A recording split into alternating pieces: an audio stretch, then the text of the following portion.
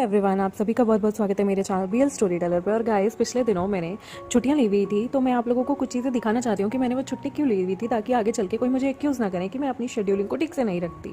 तो गाइस, कुछ लोग मुझे टेक्स्ट में कहेंगे मुझे अपना शेड्यूल संभालना चाहिए, ठीक से रखना चाहिए, और यूट्यूबर्स भी तो डेली अपडेट करते हैं, और यूट्यूबर्स भी तो 4 अपडेट कर देते हैं, आप इतना क्यों करती हैं। और अगर मैं उन्हें कह दूँ कि अगर मैं छुट्टी पे हूँ और आप प्लीज़ मुझे इरिटेट करना बंद कर दीजिए, तो वो लोग मुझे कहने लगते हैं कि मैं लोगों के सामने मीठी बनने का दिखावा करती हूँ, मेरे को बात करने का तरीका नहीं आता। आप मेरे पर्सनल स्पेस में घुस रहे हैं, मैं किसी के पर्सनल स्पेस में जाकर उसे पर्सनली टेक्स्ट नहीं कर रही हूँ जो वो लोग मुझे एक्यूज़ कर रहे हैं। और मैं गाइस आप लोगों को दिखाना चाहती हूँ कि मैंने क्या किया था। लास्ट टाइम आपने देखा था जुलाई में मैंने 2 पेंटिंग बनाई थी, और ये मैंने सिर्फ 2 कलर से बनाई थी, एक सिल्वर और एक ब्लैक। तो मैंने सोचा था कि ये पेंटिंग जो सेकेंड पेंटिंग थी मुझे वो लीव वाली, वो मुझे इतनी अच्छी नहीं लग रही थी। एक बड़ी लीव थी और एक मैंने ये जैसे मोहब्बतें मूवी में लीव थी ना, इस वाली पेंटिंग को मैंने दोबारा से बनाया। और मैंने ये पूरी पेंटिंग दोबारा से क्रिएट की नेल पॉलिश यानी कि नेल पेंट के थ्रू। जितने भी मेरे पुराने नेल पेंट्स थे मैंने उसमें थोड़ा सा लिक्विड डाला और उसे पेंटिंग के लिए यूज़ किया, और इससे मैंने 2 फाइन आर्ट बनाई।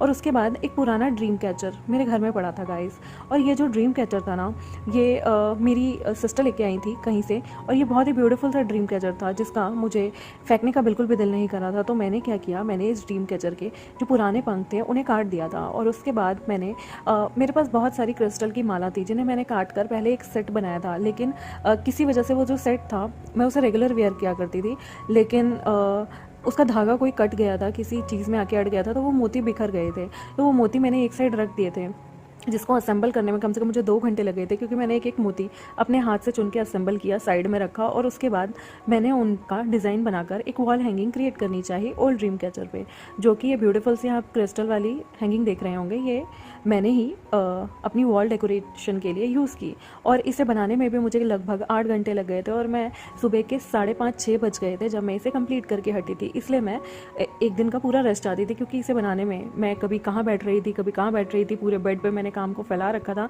ताकि एक भी चीज़ आपस में उलझ कर, एक भी धागा आपस में उलझ कर टूटे ना, मजबूती बनी रहे, और मुझे बार बार चीज़ें ना करनी पड़े। तो उसके लिए मुझे बहुत मेहनत करनी पड़ रही थी, एक एक मोती उठाना पड़ रहा था, और जो डिज़ाइन नहीं अच्छा लग रहा था उसे मैं वापस से हटाकर दूसरा डिज़ाइन बना रही थी। तो इस शेड्यूलिंग में मुझे कम से कम 6 से 8 घंटे लगे थे गाइस। फिर उसके बाद आपने नेक्स्ट जो देखा होगा वो था, मैं एक कैनवस लेके आई थी, और कैनवस पे मैंने पेंटिंग की थी एक्रेलिक पेंट। ये कुछ 6-7 पेंट लेकर मेरा ऐसे ही कोटेशंस वाला बनाने का दिल कर रहा था, क्योंकि मैं इस बार सीपी गई थी और मुझे कहीं भी रिटर्न कोटेशंस जो थे वो नहीं मिले थे। तो इसलिए मैंने सोचा था कि क्यों ना मैं अपने घर में कुछ मेरे पुराने फ्रेम्स भी पड़े हैं उन्हें लेकर, और कुछ नए फ्रेम्स लेकर मैं कुछ कोटेशंस बनाऊं, क्योंकि मैं चाहती हूँ क्योंकि मेरा एक हॉल कमरा है, उसकी एक दीवार जो है उस पर हमने डेकोरेटिव आइटम्स नहीं बनाए हुए थे। तो मैंने कुछ आइटम मम्मी को गिफ्ट भी किए थे जो कि मैं बाहर से लेके आई थी, और कुछ मैंने सोचा था हैंडमेड बनाऊंगी। और उसके बाद मैंने वुडन जो हमारे सर्कल्स हैं वो लेके आई थी मैं बाज़ार से। वो मुझे इजीली मिल नहीं रहे थे, बट मुझे एक शॉप पे फॉर्चुनेटली मिल गए। और ये जो वाइट कलर की है, ये मेरा ओल्ड गाउन था जिस पे मैंने एक बार पहले, मतलब आज से कुछ साल पहले, 2 साल पहले सिरोस्की वर्क किया था। मैंने अपनी साड़ियों पे भी गाइस बहुत बार सिरोस्की वर्क किया है, और बहुत सारे ड्रेसेस पे भी मैंने अपना सिरोस्की वर्क किया है। तो मैंने इस ड्रेस को उठाया था। ये ड्रेस अब मुझे आती नहीं है फिटिंग वाइज, मैं थोड़ी सी मोटी हो गई हूँ, तो मैंने इसमें से जितनी भी चीज़ें थी उसे काट कर इन वुडन प्लैंक या फ्रेम्स में लगा दिया था। और उसके बाद मैंने दोबारा से इन पर सिरोस्की वर्क किया, क्योंकि इनका सिरोस्की वर्क कुछ का हट गया था, और कुछ सिरोस्की वर्क जो था उसमें गैप बहुत ज़्यादा था। उस वक्त मैंने ऐसे ही सिरोस्की वर्क कर दिया था जल्दी जल्दी में, लेकिन इस बार मैंने उसे ढंग से किया।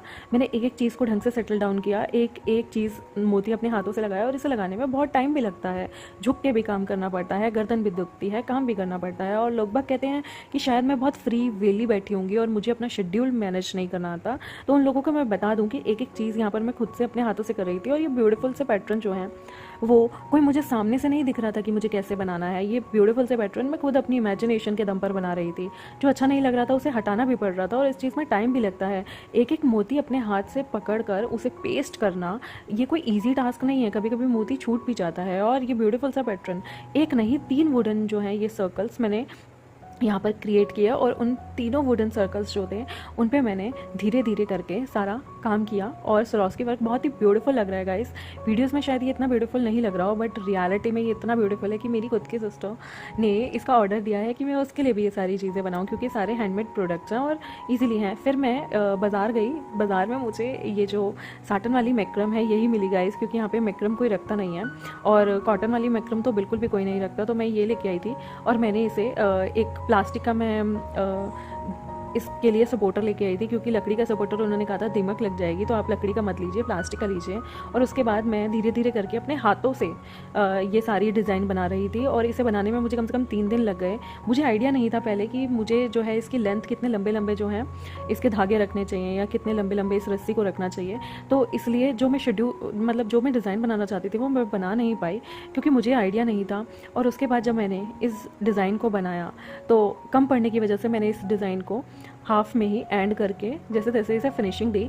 और मुझे ऐसा लग रहा था कि बीच में ना थोड़ा सा गैप आ रहा है, ये आपने देखा होगा बीच में गैप आ रहा है, तो मैंने इधर भी एक प्यारा सा डिज़ाइन बना दिया था ताकि इसका गैप जो है वो फुलफिल हो जाए, और ये ब्यूटीफुल सा जो आर्किटेक्चर है, वॉल हैंगिंग है, ये बन जाए। ये मैक्रम से मैंने बनाई है गाइस, सिल्क या नायलॉन मैक्रम से आप कह सकते हैं। और मैंने ये सारी चीज़ें जो हैं खुद से की हैं, मुझे किसी और ने नहीं बताई। और गाइस इन चीज़ों में टाइम लगता है, इसलिए मैं इतने दिन की छुट्टी पे गई थी। मैं कोई मस्करी नहीं मार रही थी, छुट्टियाँ कोई मैं इन्जॉय नहीं कर रही थी, ये सारी चीज़ें मैं बना रही थी।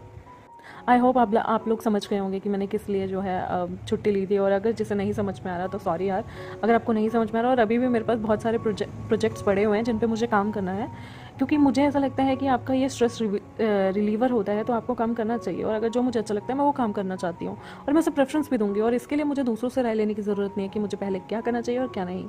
Thank you. आई होप आपको आज का ये जो मैंने आप लोगों के साथ शेयर किया, हालांकि मैं इसे बाद में शेयर करना चाहती थी, बट आई होप आपको अच्छी लगी हो मेरी art and craft. Thank you very much, bye bye.